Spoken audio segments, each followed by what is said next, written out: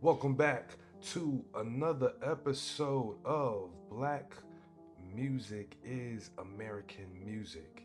So, in this episode, we're going to touch on Negro spirituals, which pretty much started it all for what we now consider American music, period. Alright? So, let's go and hop right on into it. Spirituals, also known as Negro spirituals, African American spirituals or black spirituals or spiritual music constitutes a genre of Christian music associated with African Americans. And sometime, during the course of this, you might hear me say black Americans or just black people instead of African Americans, because that is a term that I really don't rock with that shit.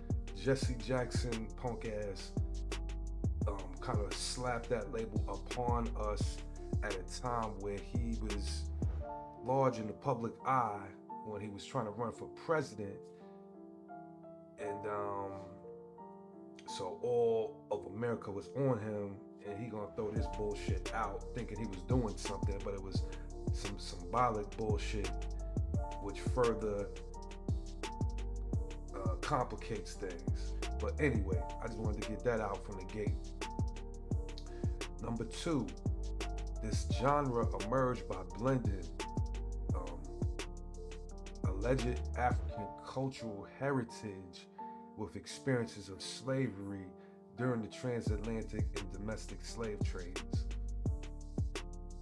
Number three, spirituals encompass various subcategories, including sing songs, work songs, and plantation songs. These would later evolve into like blues and gospel. Number four, these songs, rooted in biblical stories, also depict the extreme hardships endured by African Americans from the 17th century into the 1860s. So, I was touching on these stories were rooted in biblical stories. During that time in history, from what ancestors, the actual documentation, all these combined kind of say, our people weren't allowed to read and write during this time of enslavement because they didn't want, our people to be educated. If we was educated, we might know more, do more, and pop off or do whatever. But the only thing they was allowed to read, basically in a nutshell, was the Bible, which kind of helped keep them, for the most part, in a docile, program, mind-controlled state.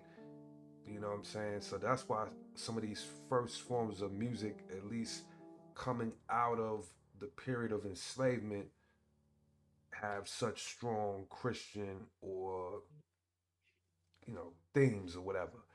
Anyway,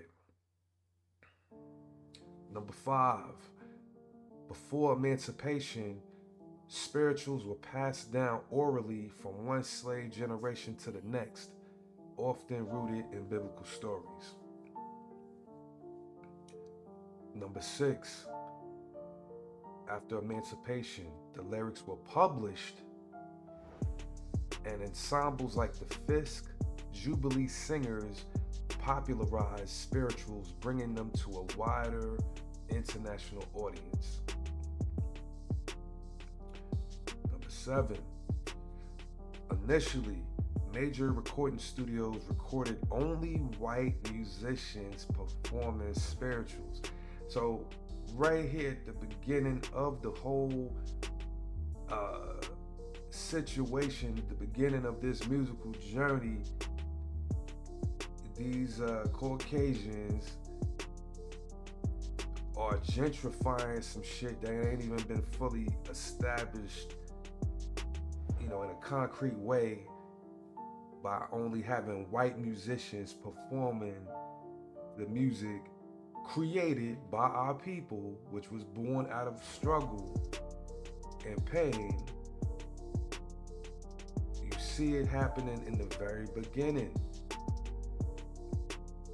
Number 8, this changed in 1920 with Mamie Smith's commercial success. And I want to say that movie with Viola Davis, Chadwick Boseman, Coleman Domingo, I think, if I got the name correct. I believe that movie portrays Mamie Smith. Number 9, black composers like Harry Burleigh and R. Nathaniel Dett applied their classical education to spirituals, creating a new repertoire for the concert stage. Number 10, the Fisk Jubilee Singers, established in 1871, played a crucial role in popularizing spirituals globally. Number 11, other ensembles such as the Hampton Singers and the Tuskegee Institute Quartet also contributed significantly. Number 12, African American composers like Harry Burleigh and R. Nathaniel Dett brought spirituals to concert settings, making them available as art songs. Number 13, they mentored the next generation of professional spiritual musicians, contributing to the genres.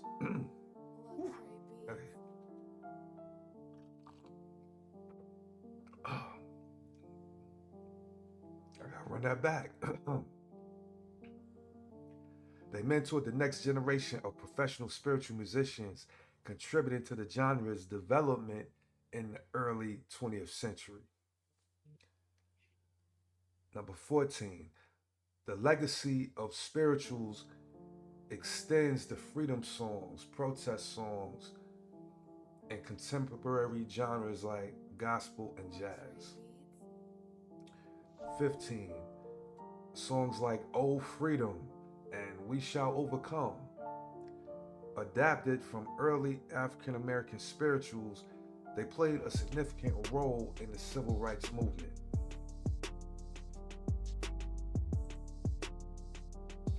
Number 16, the continued interest in collecting and preserving spirituals reflects their enduring importance in American cultural heritage. Number 17, the preservation of spirituals as a folk song tradition gained momentum after the Civil War, with the first collection published in 1867.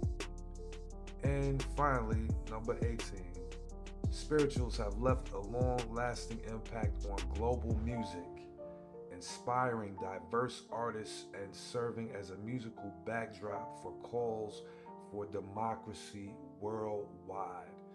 Let that shit sink in. So when I see people in different countries, especially on social media or videos, whatever, talking greasy, disrespectful to black people here in America, y'all motherfuckers got a lot of nerve. It was the energy, the activity, the creativity that was created by our people that affected all of y'all niggas' lives in so many levels that y'all don't even really fucking understand. So get y'all fucking mind right. And even though this is musical history, also tune in to our other shit, which is World History is Our History, where we get way more, deeper on just the shit you need to fucking know and put these dots together so you can boost up your global IQ, nigga. All right. So that'll wrap up that episode, and I'll catch y'all next time.